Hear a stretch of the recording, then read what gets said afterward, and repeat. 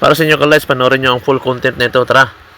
Unang-una sa lahat, napapasalamat ako kay Heavenly Father dahil meron tayong nakuha ang project at ito na nag-quotation tayo at agad-agad naman itong na-approve at binayaran agad. Thank you talaga sa itaas at dito natin insulian ka lights at punta tayo agad sa Cagayan de Oro. Dito tayo pupunta sa Base Electrical para magbili ng materyales kasi dito ang alam kong mas mura at ako ang namili para wala nang back job sa ating mga materyales. Ako na mismo ang pumunta at dinala na agad-agad sa site para wala nang paligoy-ligoy at tatrabahuin na natin to ka lights. Alright. Alam nyo ba ka lights sa materyales dito umabot ito ng mahigit 100,000 ang nagastos. Siyempre kasama na dun lahat, gutter box, pati yung mga malalaking wire, lahat-lahat ng mga fittings dito na magagamit talaga namin dito sa paglalagay ng mga installation dito ka lights. At pag-uusapan naman natin ang labor namin dito ka lights. Ang labor ko talaga dito na umabot ng 50,000, no?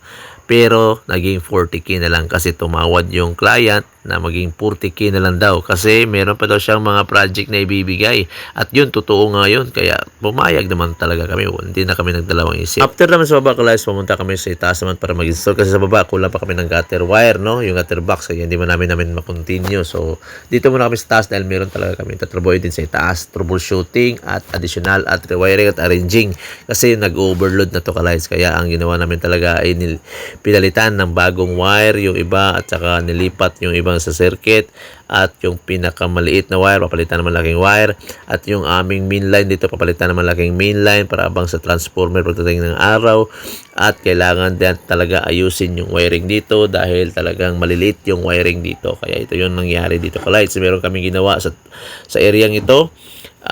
Naglagay kami ng bagong panel para sa area ito. 4 na branches kasi 2 sa aircon na babaguhin. Tapos kabila namang unit guys, meron naman kami isa panibagong panel board dahil 5 din yung aircon na papalitan namin ng circuit, no? Mayroon kaming pinapalitan para magagaan naman yung dating panel. Yan yung dating panel, maliit lang kasi yung dating panel puro branches pero meron ditong 9 aircons. Kaya yun, ginamitan namin to ng mga insulation na exposed molding lang yung gamit namin pero 2 inches. Dito pala dadaan yung main line at gumamit kami dito ng mga materyales na makakagaan sa aming pagtatrabaho. Nagtulungan lang kami ni Ariel at alam nyo ba ka-lights kung magkano ang aming sahod ng 2 Ariel? Meron lang kami dito tag 20k, no? Kasi 40k lang yung aming pakyaw. So, tag 20k kami. Hati kami. Oo, hati kami sa sahod dito ka-lights. Batas kami. At walang lamangan at talagang kung ano yung kukunin namin, hati kami 2.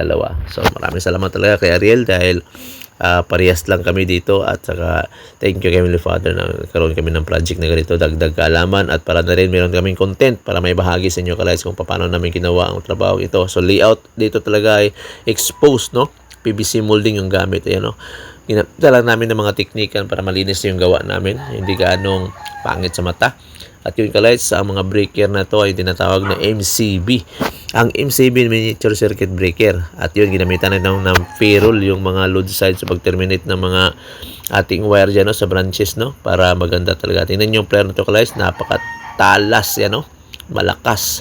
At ang trabaho nito ka-lights ay talagang inisip namin na ito ay isang non-reversible, no? Kasi yung aming trabaho dito ginamitan namin ng load side na wire papunta sa line side sa mga branches para magagamit yung bus bar magko-connect. Pero yun, tapos na dito sa ginawa namin dito sa may kabilang laboratory at dito naman kami sa isa pang area, no, na may 5 aircon na aming papalitan ng circuit kasi yung iba dito kasi talaga ay nag-overload, hindi umaandar yung ibang aircon. Number 14 lang yung mga wires tapos nag-jumpering lang sa itaas. May iba pang aircon dito ka-lights na kinonekta pa sa switch. Yun na talagang napaka-tindi ng pagwawiring namin dito. May inayos, may tinotroubleshoot at marami kami natutunan dito sa aming pagliliyaw dito ka-lights. Hindi lamang kami trabaho kundi nakapag-aral din kami dito.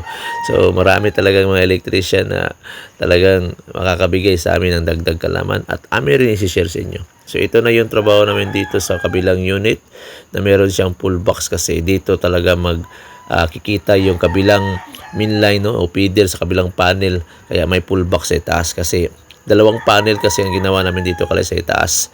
Parehas lang sila 9 branches, may mga spare para sa mga dagdag pahabol pagdating ng araw, no. Mas malaking panel para pagdating ng araw hindi na tayo papalitan ng panel kasi may spare na. So magdagdag na lang ng circuit breaker.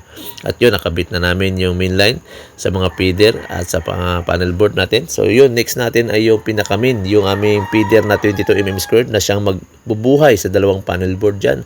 At yun, tinakpan na natin dyan. Kulang na lang ang splicing. Kita nyo naman kalay, so malinis-linis naman kahit papano. So ang aming main line na 22mm² inilabas na namin doon dahil sa papunta yan sa aming cluster sa baba, ang aming 22mm² na feeder. So in-splice na muna namin dito sa taas at yun na nga, tip na lang yung kulang. At pagkatapos namin dyan kalights, baba na kami. Doon na kami sa feeder, yan o. Kailangan mapunta yan sa clustering sa baba. At syempre sa labas kalights, kahit nasa labas na yan, kailangan naka PVC pipes yung aming layout. 3/4 yung ginamit namin dahil yung wire 22mm² or number 4. At doon papunta yan sa clustering sa baba. At balikan natin sa itaas dahil ititipan natin yung in-splice natin. At i-check na rin natin yung mga panel boards kung okay mo talaga.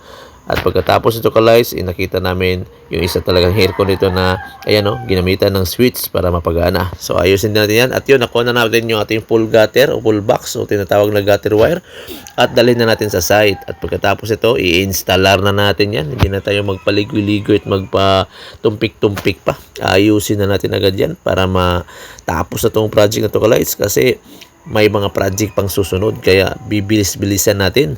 Ang project na to kalights ay talagang hindi madali, pero amin talagang tinarbaho ng sa abot na aming makakaya. Kaya kahit papano, kahit nagmamadali kami, inayos pa rin namin. So yung mga pipe yan, nakikita nyo naman, kinukuha namin ng matutulis para yung mga wire na papasok ay hindi masusugatan. At yun, i-install na natin yan. Ayan o, nilagyan pa talaga natin ng connector dyan para talagang pulidong-pulido, no? Kung makita nyo, baka lahat makikita dyan kasi para maganda sa mata at malinis at matibay din. At yun, meron na tayong wire dito na malalaki na siyang gagamitin para sa ating mga cluster na malalaking breaker. At ito, MTS na to kalights. In-install na natin yung MTS. Ang MTS ay may dalawang breaker na same yung ampere, ha. Kung makikita mo, yan naman yung MCB.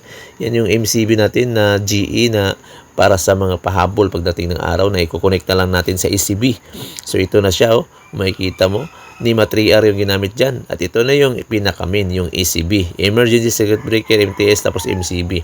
So yung ating MTS, hindi natin ma-install kung walang bus bar sa baba. Kaya i-install natin yung bus bar. Napaka-importante niyan. Napakaganda ng pagkaka-layout pag may bus bar talaga sa baba. Yan o. Hindi ka na mahirapan sa pag-wiring. Meron din siyang terminal. Napakaganda. Doon natin ipapasok yung wire na para sa load side na papunta sa mga appliances. Yun na. Dito magko-connect yung ipapagana sa normal na kuryente at saka sa genset. So dalawa ang magsusupply sa MTS. Generator tapos yung normal yung na kuryente. Kasi kapag magbabrun out, ang silbi nito MTS ay makakapag-function yung generator dyan. So, kung ano ikinarga sa load side dyan, siya ang mapapagana sa genset.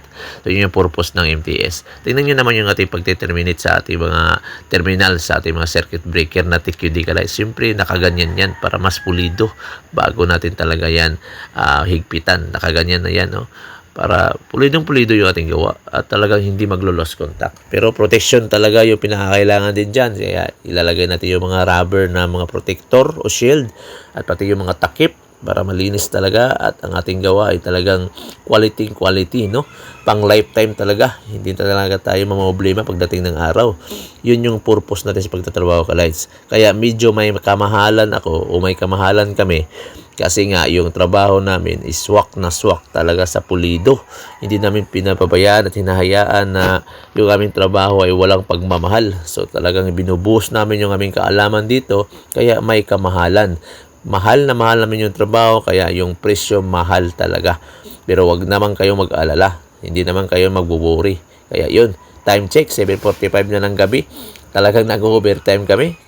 Bago namin ni-tap yung mga wiring nito sa taas, no? Talagang naka-off yung mga load side para walang mag-spark kapag magtatrabaho sa live. So, tingnan yung live dito guys. Pag-install ko, ginamitan ko ng adjustable na naka-rubber na insulation talaga. So, energize na natin. Tapos na yung pagtatap sa line side. Tingnan nyo, 9 AM and PM na. So, bang, yun. Energize na. Positive. Thank you, Holy Father. At chinek natin yung ating gutter wire. Kung anong problema na dyan. At inayos natin. Tapos, takpa na. Pagkatapos na makita na okay na siya. Pag ganun na talaga kalights, tapos na. So, check na naman kami sa itaas para amin namang i-install yung mga natitirang na trabaho no, na mga breaker na sa aircon na inabang namin ng mga wire, aayusin na namin. At yun, natapos rin yung trabaho. Thank you, Heavenly Father.